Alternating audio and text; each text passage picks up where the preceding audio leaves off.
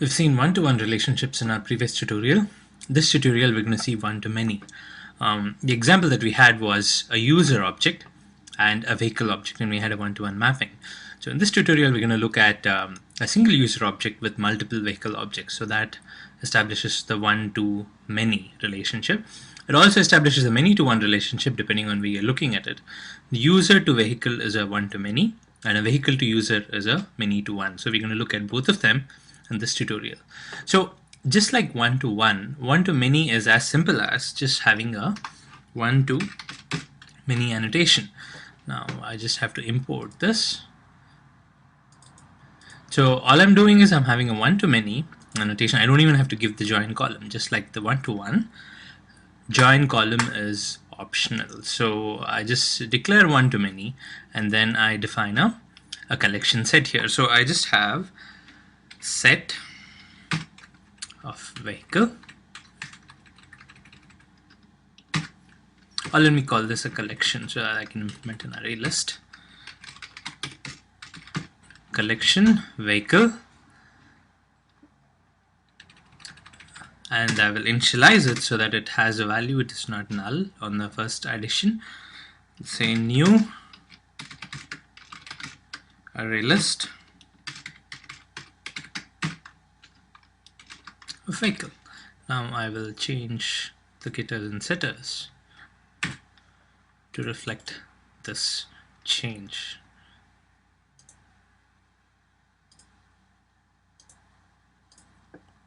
Okay, so now this is done.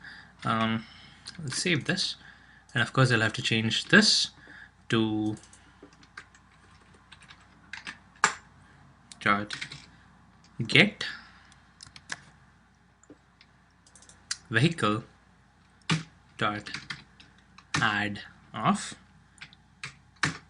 vehicle. So I'm passing this vehicle and I'm adding this vehicle object that I've initialized here to this array list. And now when I'm saving the user as well as the vehicle, and it now has to map it according. So let me just create a new vehicle object. Just because we have this one-to-many, we need to have one more to know exactly what's happening. So I'll have vehicle 2,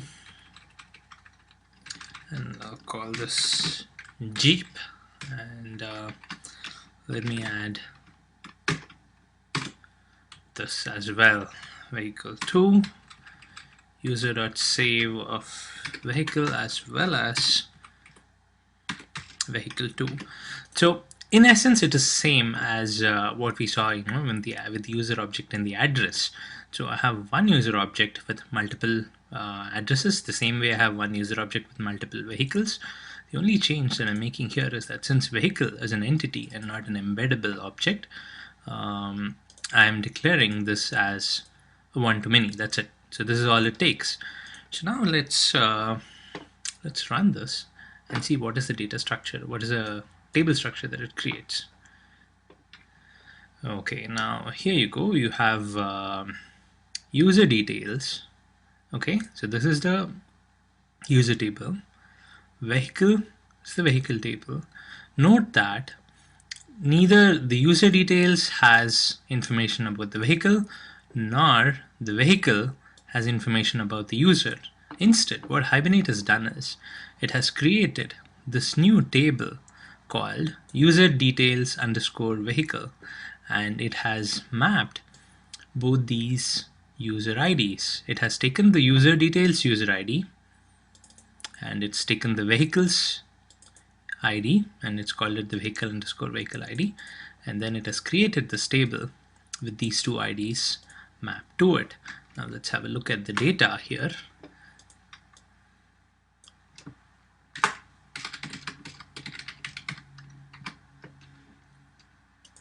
User details, it's just first user, and about vehicle.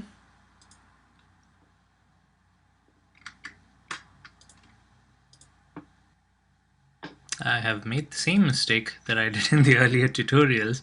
I have again a copy paste error, sorry about that. That's why this field is not there. So let me just run this again. Okay, so vehicle should have these two records. Yeah, there it does. So now user and vehicle are fine, but now let's look at this table here, user details underscore vehicle. Now this has a mapping of the user ID and the vehicle ID. So ideally what should happen is this table should have one map to 2 and one map to 3. So if we just query this one,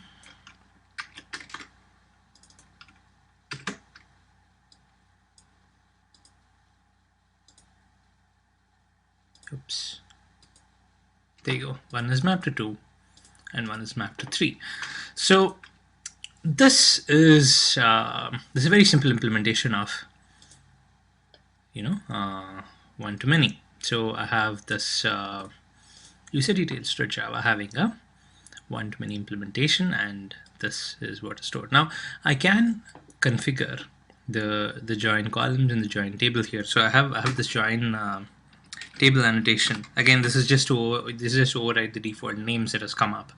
If you look at the default names here, you have user details underscore user ID. That's actually the table name underscore user ID. And then this again the other table name underscore vehicle ID. And then it has concatenated both these for the table. It's user underscore details underscore vehicle. So say I want to override these names. All I do is I do a join table. Now this join table has a few options in order to configure this. So if I do a control space, so you can see there is something called as join columns and inverse join columns. So the join columns allows you to configure the name of the column from the user details table, and the inverse join columns allows you to configure the name of the other the other ID that's actually getting embedded here. Let me just code this so that it becomes clear. So what I do is I have a at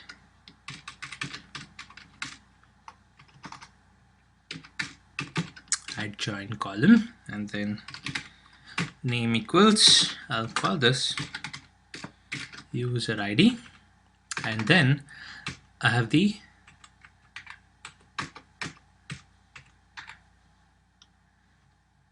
inverse join columns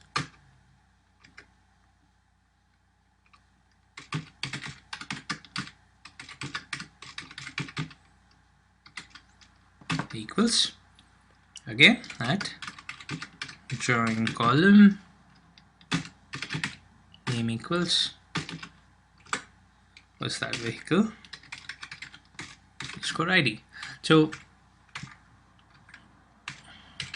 essentially what I'm doing is I'm saying create a join table, and then the join column, that is the column from this from as an ID of this entity, will be user ID, and then the inverse join column is the other guy, the other ID from the related entity has to be vehicle ID. And of course I can change the name here as well. There's a name property, so I can say name equals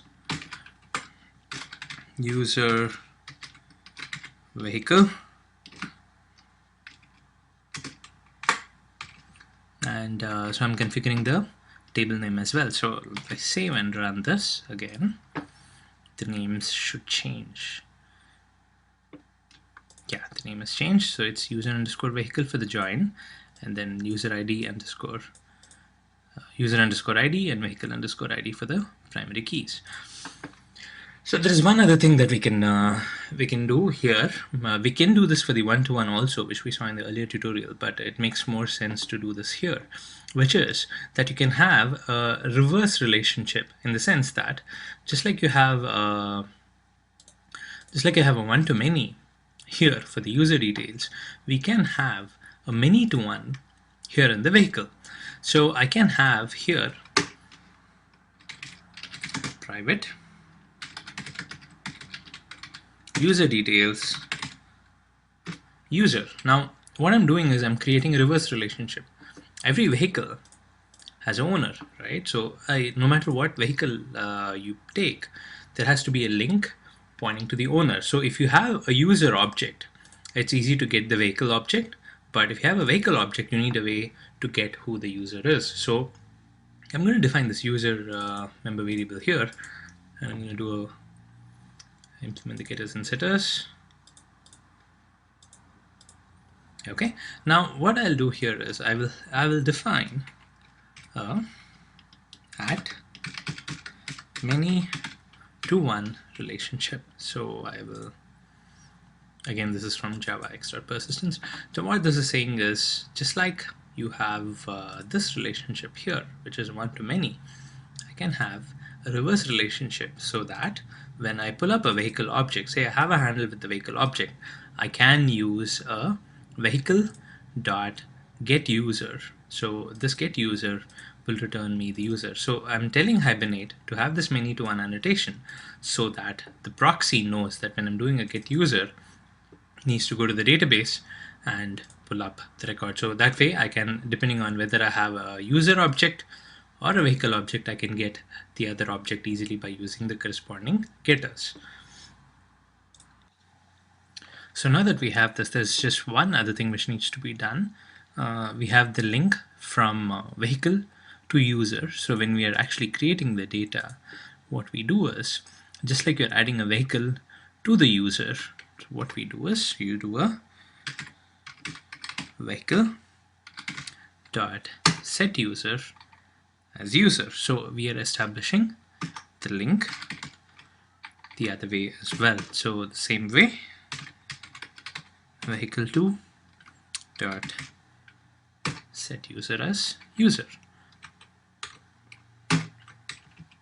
So essentially what we're doing is we're having a bidirectional relationship. So if we do this and we have saved all these three entities, you can get a vehicle from a user by using a vehicle, user.getVehicle, and you get a list. And the same way you can get a user by using a vehicle object by using a vehicle dot get user. So that will give you the user for any vehicle. So this is something that we can use for bidirectional relationships. It's very commonly used in real world applications. One other thing that is it's a handy tip. What we do is we can have a convenience method. So in the user details class, or in the vehicle class, it doesn't matter. You can have a assign vehicle method. So what that does is that method takes care of doing both. So whenever you want to associate a user to a vehicle, you will have to do two things. First, user.getVehicle.add a vehicle, and then vehicle.set user of user. So you can add these two lines of code into a convenience method, and then call that method, probably pass both the user and the vehicle object to that method. So that method takes care of doing both these assignments, adding user to vehicle and adding vehicle to user. So that the data remains consistent, and of course the advantage is that you can access one object from the other.